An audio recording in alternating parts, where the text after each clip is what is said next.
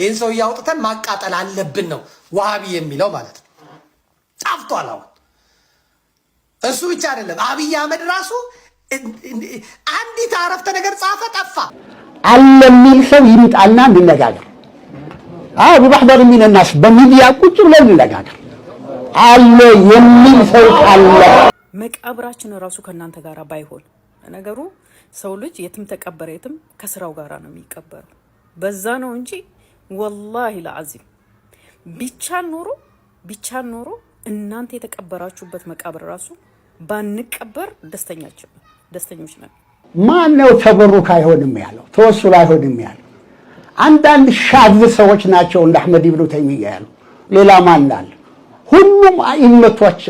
ሁሉም አኢመቶቻችን ኢትፋቅ ዑለማ ማለት ከፍተኛ ሙከራዎች ተደርገዋል። ስም ዘርዘር አልፈልግም። እሁድ ማታ እዚህ የነበረው በኮሚቴውና በአንዳንድ በሌሎች ግለሰቦች ላይ የነበረው ጫና ከባድ ነው። ለህዝብ አይነገርም። ማንም ያስፈራ ነገር የለውም። በዝርዝር ምንገልጽበት ሁኔታ ይሆናል። አለ የሚል ሰው ይምጣና እንነጋገር።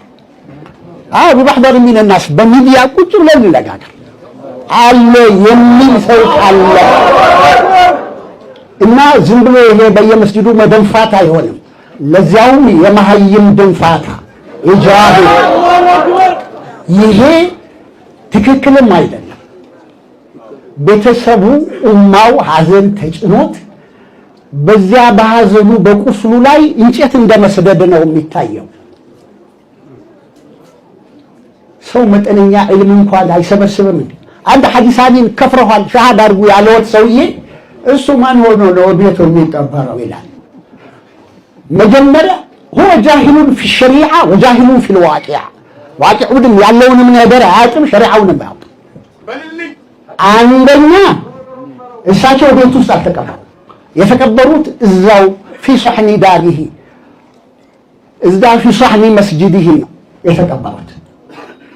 ከዚህ በላይ ደግሞ እቤታቸው ሳብ ይቀበሩ።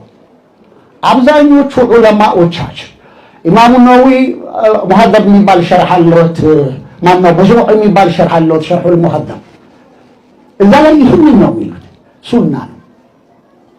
لأن الرسول صلى الله عليه وسلم دفن في بيته خاصة ነው የሚሉት ምንድነው ነብይ እሞተበት ቦታ ይቀበራል የሚል ነው። ደሊሉል ኹሱሲያም ያን ያህል የተነገረ አይደለም። አንቢያዎች ሞቱበት ቦታ ይቀበራሉ ይላል። አው ይቀበሩ ግድ የለም። ቤት መቀበር ግን ቅድም ዑለሞቹም እንዳነሱት ሱና ነው ያሉት የኛ ዑለሞቻችን አኢመቶቻችን። ስለዚህ ከዚህ ከወሲያ ጋር በተያያዘ ወሲያስ ቢሆን ሐይሳኒን እኮ ከፍረዋል አንተ ካፊሩን ቢላሂ العظيم አስሊም ተስለም ያላቸው ሰው እኔ በአንድ ቲቪ ሲናገር ሰምቻለሁ በጆሮዬ። እነዚህ ጃሂሎች ናቸው والله العظيم። እንደው እስቲ ሐለ ብለው ምን አለበት ፊቅሃል መዛሂብን ቢመለከቱ ምን አሉ አኢመቶቻችን ፉቃሃዎቻችን ምን አሉ? አንዱን የሰማሁት የጁምዓ ዕለት ኹጥባ እዚህ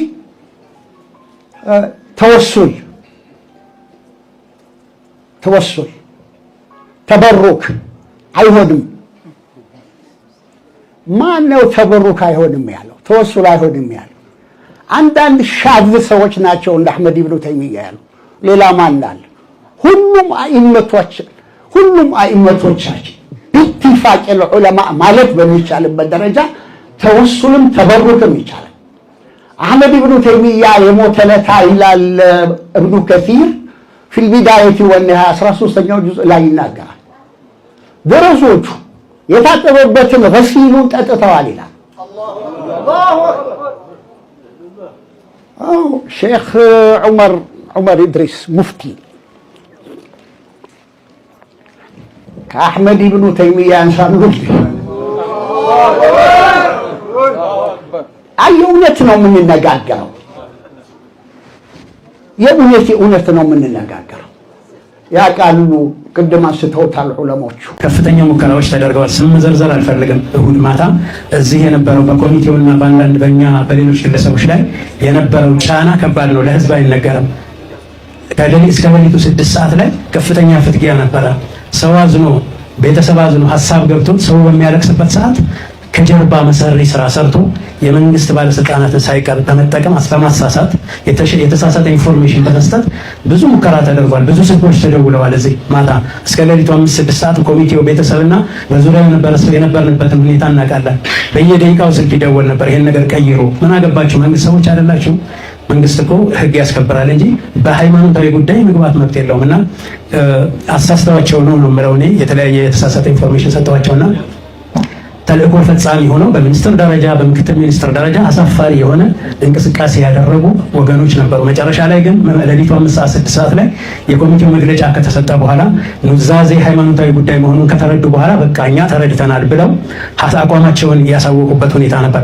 የሚገርመው መንግስት እንደዛ አይነት አቋም ይዞ ጥበቃ አደርጋለሁ ከአሁን በኋላ ስርዓተ ቀብሩን በስነ ስርዓት አስኬዳለሁ ብሎ ከወሰነ በኋላ እንደገና ሌሊት 10 ሰዓት ወይ ምናምን ቤታቸውን ከሌሊቱ 8 ሰዓት ላይ ፓትሮል እንትን አሳስተው የመንግስት ኃይል አስልከው ዙሪያውን አስከብበውት ነበር። የሙፍቲን ቤት እንዳይቆፈር ለመከላከል እዛ ለመቆፈር የሞከሩ ሰዎችን እናስራቸዋለን እስከማለት ድረስ ከመዛት ደርሰው ነበር። ይሄ በግልጽ ነው። ወደፊት ማን በዚህ ወንጀል ላይ እንደተሳተፈ ማን ምን ሚና እንዳለው ማንም ያስፈራ ነገር የለውም። በዝርዝር ምንገልጽበት ሁኔታ ይሆናል። ቀዳሚ ሙፍቲን አስከሬን ተቆፍሮ ወጥቶ ኮልፌ መቀበር አለበት እያለ ነው። እሺ ብላችሁ ብትሰሙት እንደወጣ ጋዝና አርከፍክፈን ካላቃጠልናቸው ማለታቸው አይቀርም። ተቀዳሚ ሙፍቲ እኮ ያዩትን አይተው ነው ከነዚህ ሰዎች የሸሹት። መጅሊሱን ተውላቸው፣ ቤታቸው ድረስ ተከተሏቸው። መስጂድ ቢሄዱ ረብሻ ቀሰቀሱባቸውና ምዕመኑ ተጋድሎ ነው የቁርአን ተፍሲር ትንታኔ ካቆሙበት የጀመሩት። ቢያልፉም አልተዋቸውም። ሙፍቲ ምን አድርገዋቸው ነው? ሸይጣን ምን አድርጎ ነው የጠመደን? ነቢያችን ምን አጥፍተው ነው ከመካ 450 ኪሎ ሜትር ድረስ ያሳደዷቸው? ሙፍቲ ሰው ሁኑ፣ ከዘርም ከሃይማኖትም ሰውነት ይቀድማል ብለው ያስተማሩት መንገድ እሳት ሆነባቸው። ከክርስቲያን ጋር አብሮ መኗኗር የጥቅም ጉድለት ያመጣል፣ ምክንያቱም ነፃ እያወጣናችሁ ነው ብለው ለሚናገሩት ሰው ከየት ከማን ሊል ነው? ስለዚህ የጥያቄ ሊመጣባቸው ስለሆነ አሁን መምጣት አለብን። ይህን ሰው እያወጥተን ማቃጠል አለብን ነው ዋሃቢ የሚለው ማለት ነው። ጣፍቷል። አሁን እሱ ብቻ አይደለም። አብይ አህመድ ራሱ አንዲት አረፍተ ነገር ጻፈ፣ ጠፋ። ዳንኤል ክብረት አልተነፈሰም። ስለ ሙፍቲ ቢተነፍስ ዋሃቢ ሰቅሎ ይገለዋል። አልተነፈሰም፣ አልጻፈም። እነ ሙጂብ አሚኖ ቢጽፉም ኮመንቱን ገብታችሁ ተመልከቱ። የእስላሞቹ መልስ ማለት ነው፣ የእስላሞቹ ንግግር ማለት ነው። በጣም በሚገርም ሁኔታ ማለት ነው። እስላሞቹ በራሳቸው የዋሃቢን ጉዳይ ወደ አደባባይ ያወጡት ማለት ነው። ዋሃቢዎቹ ደግሞ ትንሽ መሆናቸውን የምታውቁት ሙፍቲን ለመቅበር ሙፍቲን በመደገፍ የወጣውን ህዝብ ስታዩ እነዚህ ትንሽ መሆናቸውን ታውቃላችሁ። ለምንድን ነው ታዲያ ድምጻቸው የሰፋው ካላችሁ፣ ድምጻቸው ቫይራል እንዲወጣ ፌስቡክም ዩቲዩብም ተባባሪ ነው። ሁለተኛ ደግሞ እንቁራሪቶች ድምጻቸው ብዙ ነው። ሁለት እንቁራሪቶች አንድ ኩሬ ውስጥ ገገቡ አያሳድሯችሁ። ከተማ ሙሉ ነው የሚመስሉት። ሁለቱን አጥምዳችሁ ከያዛችሁ ግን ኩሬውም ሀገሩም ሰላም ያድራል። ይሄ ዋሃቢ ምላስ አለው፣ የእንቁራሪት ምላስ ሲል ሀገሩን ነው የሚበትነው። ሃይማኖት ስለሌለው ገንዘብ አለው። 4 ሚስት ያገባል። ስራው ምን እንደሆነ አይታወቅም። በሚሊዮን የሚቆጠር ገንዘብ ነው የሚያመላልሱ። አሁንማ ባንክ ተከፍቶላቸዋል፣ እስላማዊ ባንክ ተከፍቶላቸዋል። መኒ ላውንደሪንግ በደንብ ነው የሚሰራው። ዶላሩ ምኑ እምነትም ሃይማኖትም ስለሌላቸው ማለት ነው። ካራቴ የማያሰለጥኑት የለም። መስጊድ ውስጥ የማያስገቡት ቆንጨራ የለም። የኢትዮጵያ ሙስሊሞችን በአጠቃላይ ኢማሞቹን የሚያሰግዱትን ደብድበው ጥርስ አውልቀው በቦክስ መጥተው መስጊዳቸውን ተረክበዋል። አብይ አህመድ አስረክቧቸዋል። ታችን ሙፍቲን ስናስብ አሁንም አናለባብስም። የተቀበሩበት ቦታ ሙስሊሙ ህዝብ ዘንድ መከፋፈልን የፈጠረ አሁንም ዑለማው መጅሊሱ ከቤተሰብ ጋር በመነጋገር እልባት ሊሰጠው የሚገባ ጉዳይ ነው። ይህን አናለባብስ። ትውልድ ሲጠፋ ዝም ብለን አናይ። እንወዳለን፣ እናከብራቸዋለን። እሳቸው የምንፈልገው የሙስሊሙ መቃብር ውስጥ ተቀብረው ስንገባ ለአባታችን ዱዓ ማድረግን ነው እኛ የምንፈልግ። ይሄ መታረም ይኖርበታል። የሰሞኑ አንድነታችን የፈጠረባቸው ራስ ምታት ታይ ሰፈሮች ማለት ነው። በኹጥባ መልኩ ነው እየተናገረ ያለው እዛ በተሰበሰበ ህዝብ መሃል ቆሞ። እኔ አንድ ነገር ለእናንተ ጥያቄ፣ ልዩነት የለንም። የዛሬ አመት ከምናምን አንዋር መስጊድ ውስጥ ማን የገደላቸው ወንድሞቻችንን? ሌላ ሩቁ መሄዱን ተውትና ማለት ነው። ፋኖ ነው ወይስ ሸኔ ነው? ራሳችሁ አይደላችሁ እንዲያስገደላችኋቸው? ስልጣን ጥማት፣ ስልጣን ፍለጋ መስጊዱን ካለቀቃችሁ ያ መስጊድ የኛ ነው ብላችሁ ስንት ጉድ አለ በየሀገሩ።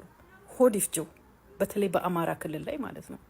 በወለጋና በአማራ ክልል ምን እያደረጋችሁ እንደሆነ እኮ የሚታወቅ ነገር ነው። ለምንድን ነው አሁን ማድበስበሱ የተፈለገው? ተነቃባችሁ። ሀታ እንኳን እኛ አይደለንም ሌላ የክርስትና እምነት ተከታዮች ምን ያክል እንደተጸየፏችሁ። ለካ አራጅ ቆራጭ ሙስሊሙ ማህበረሰብ ሳይሆን ሙስሊም ውስጥ የተደበቀ ወሃቢያ ነው ብሎ ነቁባችሁ። አንድ ነገር እንደው ቢቻል ማለት ነው ከናንተ ጋራ መስገድ እንደማንችል ሁሉ መቃብራችን ራሱ ከናንተ ጋራ ባይሆን፣ ነገሩ ሰው ልጅ የትም ተቀበረ የትም ከስራው ጋራ ነው የሚቀበረው። በዛ ነው እንጂ ወላሂ ለአዚም ቢቻል ኖሮ እናንተ የተቀበራችሁበት መቃብር ራሱ ባንቀበር ደስተኞች ነን። ሲጀመር ከናንተ ጋራ ተቀብረን እናንተ